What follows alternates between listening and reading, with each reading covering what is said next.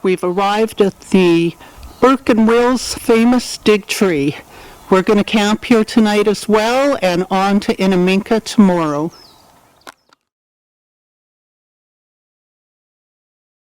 There's the cairn with the wrong information placed by the farmer who owned the station at the time. And it's called the dig tree, but it was not the tree to which Burke and Wills and King would return to see the message dig. The dig message read by Burke's party was on a nearby tree called Baw's tree. The first tree on the left and on the right is the original dig tree. And then a little over to the right here, this massive tree, that's the face tree with the carving. December 6th, 60, April 21st, 61.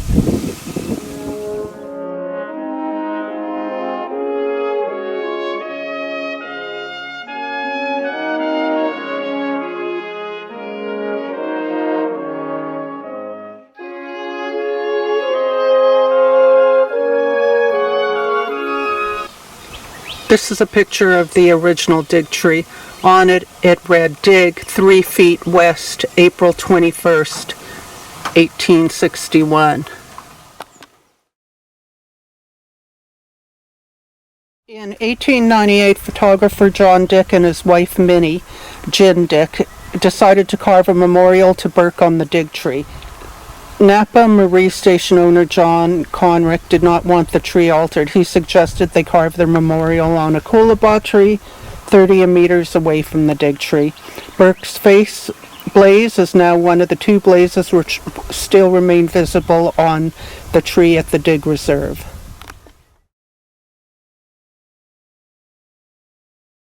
And there it is. Can you imagine? Awesome. The original face blaze. The tree was blazed with the initials of the artist who put Burke's face on a blaze and his wife's initials and the date. And there is their blaze. Still visible today. Awesome. When Burke's party left for the Gulf of Carpentaria, Bray was instructed to wait for 4 months if necessary. After 4 months and 5 days, Burke, Wills, and King, exhausted and half dead, struggled into base. Gray had died on the way back. They found Bray's party had left only 9 hours earlier. How heartbreaking is that? Anyway, they followed Bray's famous instructions to dig and ate hungrily, but there was little food and they were too weak to follow Bray.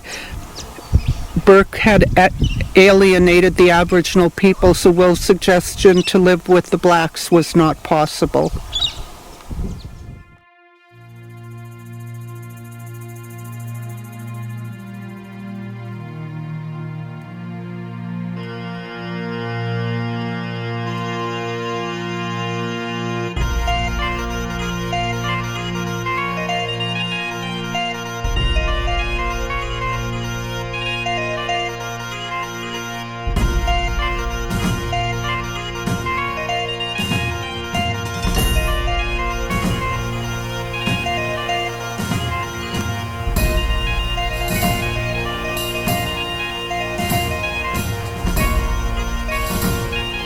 Oh yeah, that lake is swollen. He can barely walk on it.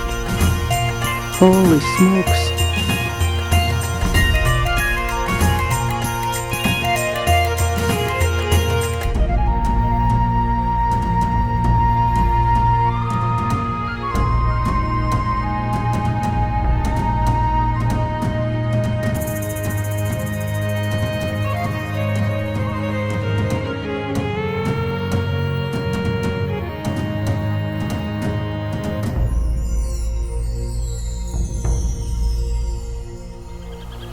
Enjoying a nice cold one on the banks of the Cooper Creek within sight of Burke and Will's dig tree. It's pretty amazing.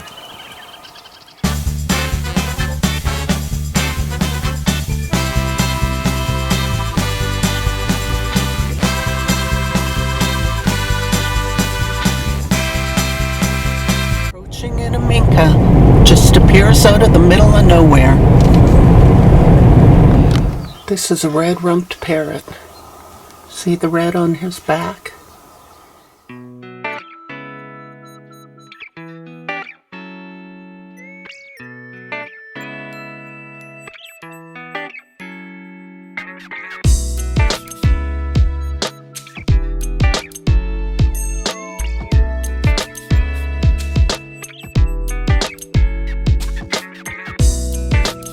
Innamincka, 2022.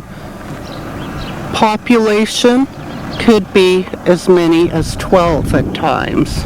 Wow, looks like we're on the Innamincka Art Trail.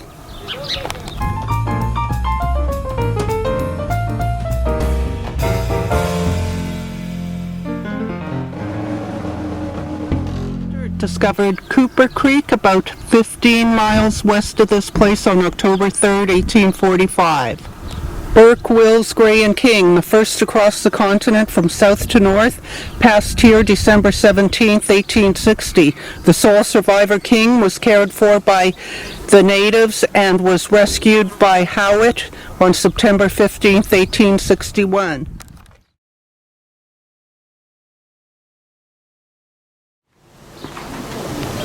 Innamincka Hotel, getting our pub book signed, the last signature on the mainland. Then one in Tasmania, and we're done. Come in here.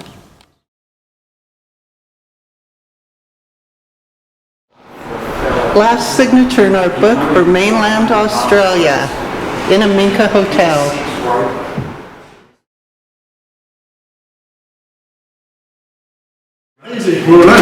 We've got too many people get the whole book done. It's normally like we got them all. And we started for free every hour.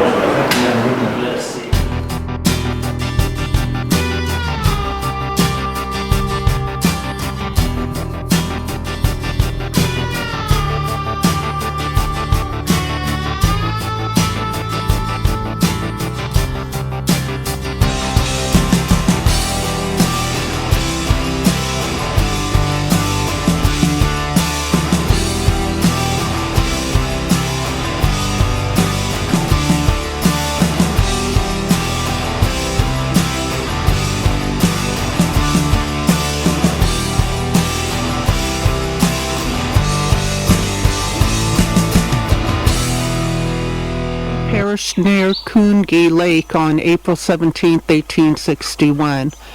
Wills first, then Burke, died at the end of June 1861.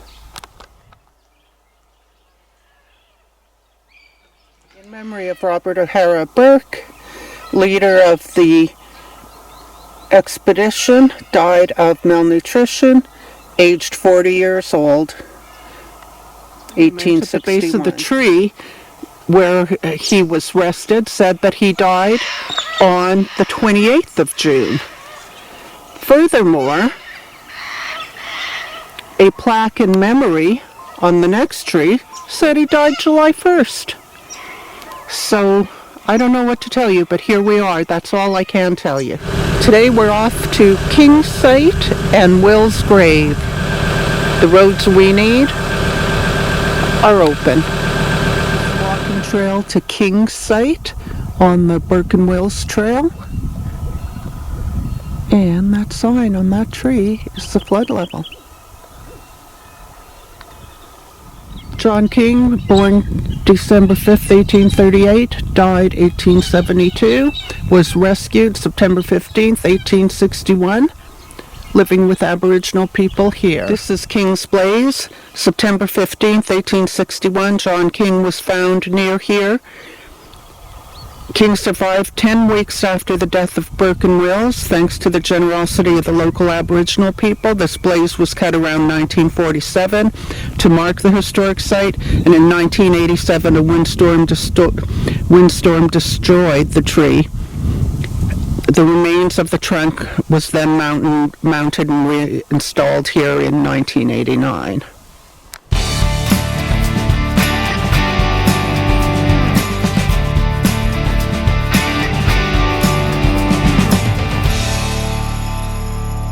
Officially marked, so we can't vouch for how real it is or fake, But this pile of rocks and that pole, and on it says King was found here. And that could be, maybe they first spotted him here because it's right close to the camp, which was just over there. Who knows? Here is another one of those unexplainable, and to note, not official monuments, but since they're here, I thought I'd show them to you. This one says, Wills died in Creek, 1861. Wills could go no further and urged his companions to go on without him. Burke and King reluctantly left him near here with a supply of food and water and firewood. Wills died alone before his food supply ran out at the end of June 1861. John Wills, second in command of the Burke and Wills expedition, born in England 1834, died near here about June 29th, 1861.